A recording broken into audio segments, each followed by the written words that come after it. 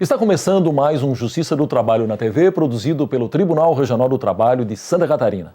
Há 50 anos, o Brasil vivia um cenário político de grande turbulência. O então presidente João Goulart, o Jango, era criticado tanto pela esquerda, que queria a imediata implantação das reformas de base, quanto pela direita, que temia um maior avanço social. O resultado foi a deposição de Jango e a instauração da ditadura no país. Para falar sobre o golpe de 64, está conosco o professor de História da Universidade Federal de Santa Catarina, Valdir Rampinelli. Muito bem, professor Valdir, seja bem-vindo. Obrigado mais uma vez por ter aceitado comparecer aqui ao estúdio e gravar conosco essa entrevista justamente nesse momento em que se lembra, né? Não dá para dizer que se comemora, mas que se lembra e que se faz essa grande reflexão sobre o golpe civil e militar de 1964. Bom, nós poderíamos começar então o senhor fazendo uma abordagem sobre o cenário político da época e que propiciou o golpe. Na verdade, no início da década de 1960, o Brasil vivia uma situação pré-revolucionária. Isso significa que a classe dominante brasileira não conseguia se impor em todo o país e, ao mesmo tempo, a classe trabalhadora não se fazia ouvir.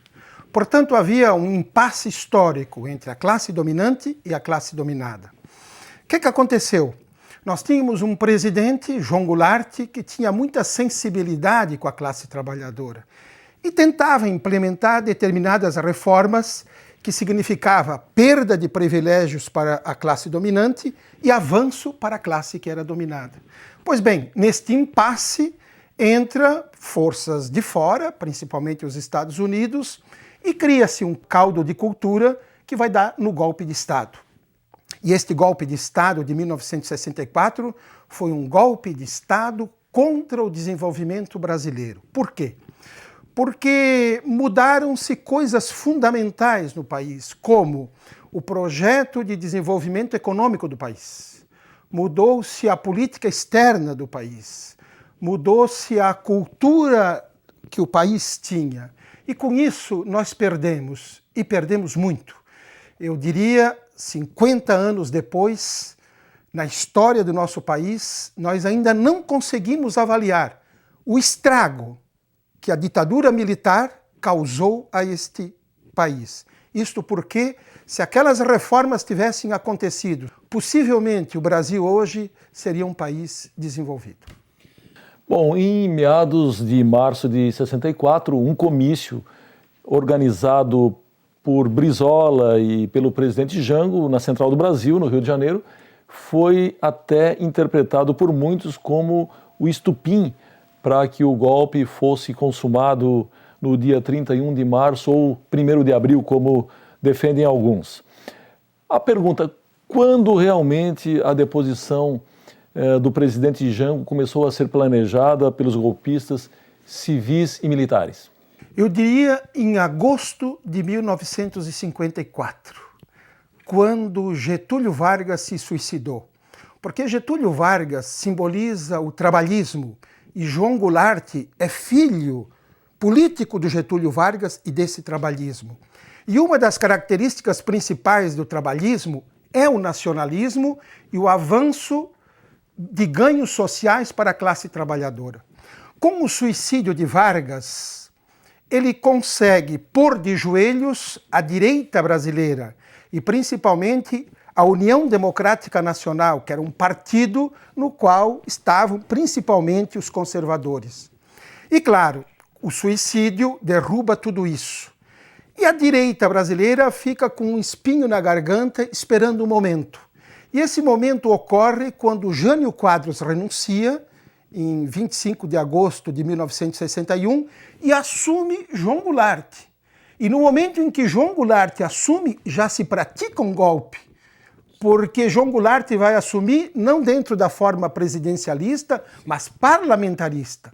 E ao longo do seu mandato, João Goulart recupera o presidencialismo. E aí não tem dúvida, as Forças Armadas, a direita brasileira, junto com os Estados Unidos, disseram, é um momento, Tanto é que eles nem esperaram a eleição que vinha logo em seguida. Derrubaram João Goulart antes.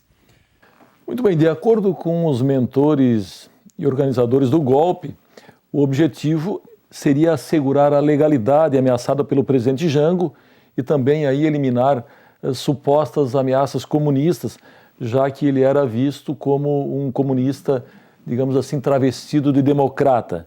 Bom, mas o que acabou acontecendo, todos sabemos, foi a instauração de um período de ditadura que durou 21 anos. O senhor poderia falar agora sobre o real papel dos Estados Unidos no golpe de 64 e quais eram os interesses norte-americanos na implantação do regime militar no Brasil? Isso que você acaba de citar é o verdadeiro rol de mentiras que se colocou, obviamente, para derrubar o João Goulart. O papel dos Estados Unidos foi fundamental nessa queda. E eu colocaria principalmente o papel do Departamento de Estado, que tinha aqui o embaixador Lincoln Gordon, que, atendendo ao que o Departamento de Estado pedia, ele fazia, e ele foi o grande arquiteto do golpe contra o João Goulart. Colocaria a Agência Central de Inteligência dos Estados Unidos, que introduziu no Nordeste brasileiro muitos agentes travestidos de profissionais e que eram soldados e que estavam preparados para resistir. E também introduziu no Brasil muitos dólares para comprar generais e corromper a classe política. E colocaria, obviamente, a Casa Branca. Isso foi fundamental com o presidente Lyndon Johnson. Os Estados Unidos reconheceu o novo governo 5 horas depois. E por que os Estados Unidos tinham tanto interesse em derrubar o João Goulart no Brasil? Porque o João Goulart, como vinha da cepa do trabalhismo, do nacionalismo, ele defendia um capitalismo de cunho nacional. Isso significava fazer as grandes reformas de base, a agrária, administrativa, fiscal, universitária, para fazer o capitalismo se desenvolver dentro do Brasil e um capitalismo que defendesse o interesse dos brasileiros. E, obviamente, isso ia tirar algumas vantagens que o capitalismo dos Estados Unidos tinha aqui dentro. Por isso que, quando vem o golpe de Estado, a primeira coisa que os generais de plantão fazem é acabar com todas as reformas de cunho nacionalista. A primeira delas, a lei de remessa de lucros. O que queria o João Goulart? Que as multinacionais, estando dentro do Brasil, o que elas ganhassem, elas tivessem que aplicar aqui, pelo menos 90% dos seus lucros. Isso significava fazer o país se desenvolver.